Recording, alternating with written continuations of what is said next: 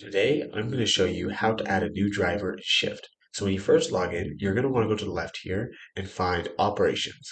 Let's click this arrow and let's click on Drivers.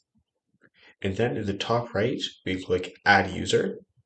And now we just have to fill out some basic information about our driver. So we go first name, we say James, last name, Smith, email, we'll just say james@gmail.com. Phone number, I can just say 123456789 0, and then make sure this checkbox right here is driver is checked. Then we have the garage access level. So we can either allow no garage access, access to some garages, or all garages. So let's click access to selected garages, and let's scroll down and find our garage, which was test garage. We can select more if we want, but we'll just select this one.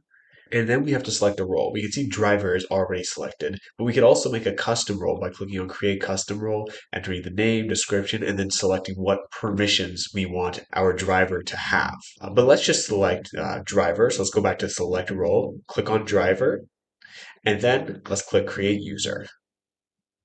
Now we can invite the driver either with email or with a link. If I click on this, it will generate a link for us and we can choose when it expires. But let's do email. So let's go back to email.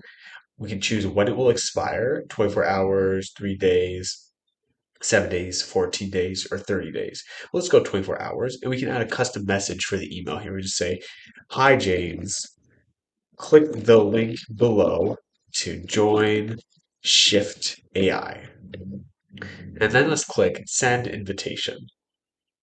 So now our new driver will appear in this list. So if we go to the second page here, we can see right here, James Smith. We can also click on this driver and see all the information about it. That's how we add a driver in Shift.